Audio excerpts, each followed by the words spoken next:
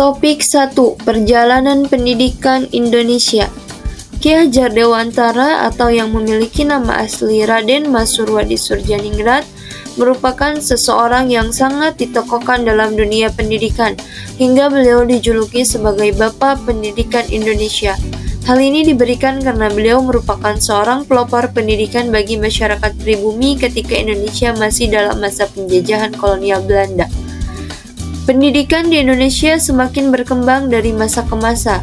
Dulu ketika zaman penjajahan Belanda, sistem pendidikan yang dilaksanakan di Indonesia sangat ketat, dimulai dari peraturan peserta didik, pengajarnya, sampai sistem kurikulum dan pedagoginya. Pada saat itu, tidak semua kalangan dengan mudah bisa mendapatkan pendidikan dengan baik melalui sekolah. Namun, terdapat perbedaan kasta. Pada saat itu, sekolah dibuat dan didirikan untuk membedakan kalangan. Sekolah dibentuk hanya untuk anak-anak yang orang tuanya memiliki jabatan atau pangkat. Sedangkan untuk anak-anak kalangan bawah masih kesulitan dalam mendapatkan pendidikan.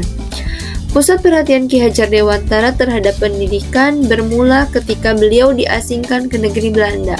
Beliau yang tak kenal lelah ternyata menaruh harapan terhadap pendidikan karakter bangsa. Pengabdian yang beliau lakukan untuk bangsa ini sungguh luar biasa, sehingga beliau termasuk seseorang tokoh yang tanpa tanda jasa memerdekakan Indonesia dengan kepintaran, kebijaksanaan, dan keberaniannya dalam melawan penjajah. Sekembalinya ke tanah air, pusat perhatian beliau beralih pada bidang pendidikan di samping politiknya. Dalam memperjuangkan kemerdekaan, beliau mendirikan taman siswa pada saat itu. Semua kalangan mendapatkan kesempatan untuk bisa memperoleh pendidikan yang lebih baik. Dalam perjuangannya terhadap pendidikan Indonesia, beliau memiliki semboyan yaitu Ing Ngarsa Sung Tulada, yang memiliki arti di depan seorang pendidik harus memberikan teladan atau perilaku yang baik. Kemudian Ing Madya Mangun Karsa, yang memiliki arti di tengah atau di antara murid guru harus menciptakan ide. Dan yang terakhir semboyan yang sampai saat ini masih kita pakai yaitu Tuturi Handayani, yang memiliki arti dari belakang seorang guru harus bisa memberikan dorongan dan arahan. Gerakan transformasi yang diinisiasikan oleh Ki Hajar Dewantara memiliki dampak yang signifikan terhadap perkembangan pendidikan sebelum dan sesudah kemerdekaan. Sebelum kemerdekaan, sistem pendidikan di Indonesia di bawah pemerintah kolonial Belanda yang bersifat terbatas bagi masyarakat pribumi.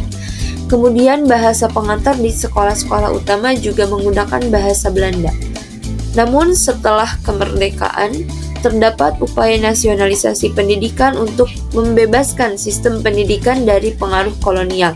Seperti halnya upaya yang dilakukan oleh Ki Hajar Dewantara yang bermula mendirikan taman siswa sebagai lembaga pendidikan untuk masyarakat pribumi dengan konsep pendidikan yang inklusif, dengan memberikan kebebasan berpikir terhadap peserta didik tanpa memandang suku, agama, ras, bahkan status ekonomi.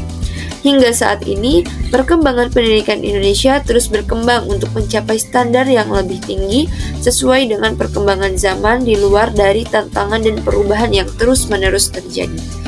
Sekian penjelasan saya mengenai perjalanan pendidikan di Indonesia. Mohon maaf atas segala kekurangannya. Terima kasih. Wassalamualaikum warahmatullahi wabarakatuh.